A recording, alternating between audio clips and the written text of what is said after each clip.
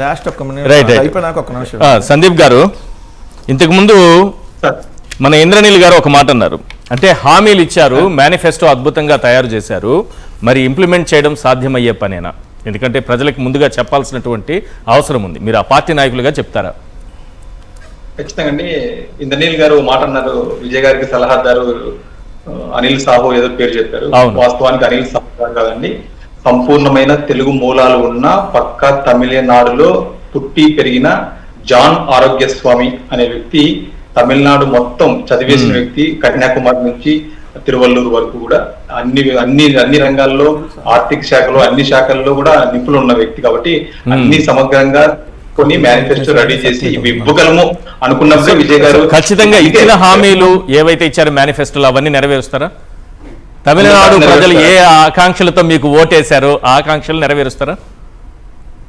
ఖచ్చితంగా అండి. ఆంధ్రాలో జగన్మోహన్ రెడ్డి గారు 2019లో ఎలా అయితే చేసే పనులే చెప్పారో సేమ్ విజయ్ గారు కూడా తను చేసే పనులే చెప్పారు. ఇప్పుడు 5 ఎకరాల లోపు వాళ్ళకి 100% రుణమాఫీ అన్నారు, 5 ఎకరాల పైన వాళ్ళకి 50% అన్నారు. ఓట్ల కోసం అంటే ఆయన 5 ఎకరాల పైన కూడా 100% అని చెప్పొచ్చు, కానీ చెప్పలేదు. కాబట్టి జగన్మోహన్ రెడ్డి గారు ఎలా మేనిఫెస్టో చాలా క్షుణ్ణంగా పరిశీలించి హామీలు ఇచ్చి నెరవేర్చారు.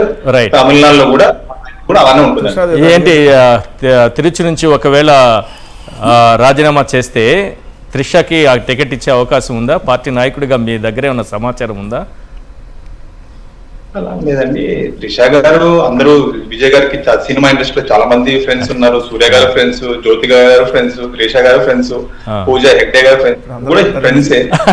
మేడం గారు ఫ్రెండ్సే కావచ్చు, కానీ వాళ్ళందరూ కూడా తిరుమలకి వెళ్ళి ప్రార్థన చేసి రాలేదు కదా. అంటే ఆయన ముఖ్యమంత్రి అవ్వాలని మేడం గారు కోరుకోండొచ్చు, ఆయన వ్యక్తిగత స్నేహితులు అనుకోండొచ్చు, తప్పేం లేదు దాంట్లో. కాబట్టి ఇక్కడ మీకు చెప్పేది ఏంటంటే చెప్పలేమని అంటారు, అంతేనా?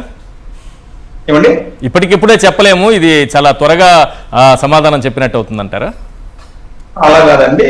ఫస్ట్ మా ప్రమాణ స్వీకారం అయిపోవాలి, మా మంత్రులు ప్రమాణ స్వీకారం అయిపోవాలి. నోటిఫికేషన్ వచ్చిన తర్వాత ఒక నిమిషం అండి, నోటిఫికేషన్ వచ్చిన తర్వాత నిజంగా త్రిష గారు మేడం గారు రాజకీయాల్లోకి రావాలి, ఒక పార్టీ కార్యకర్తగా జాయిన్ అయ్యి నాయకురాలుగా పనిచేసి ఆమె మేడం గారు ఎమ్మెల్యేగా పోటీ చేయాలనుకుంటే ఆమె అప్లికేషన్ పెట్టుకుంటే, ఒకవేళ విజయ్ గారు అందరి అప్లికేషన్ పరిశీలించినట్టు ఆమె పరిశీలన చేసి ఆమె ఏమైనా యాక్సెప్టబుల్ అయితే చేయొచ్చేమో, కానీ టీవీకే పార్టీలో ఎవరు కూడా అధ్యక్షులు విజయ్ గారి నిర్ణయాన్ని కట్టుబడి ఉండాల్సిందే. చాలా నిజంగా మీ ఆన్సర్ నాకు చాలా బాగా నచ్చింది.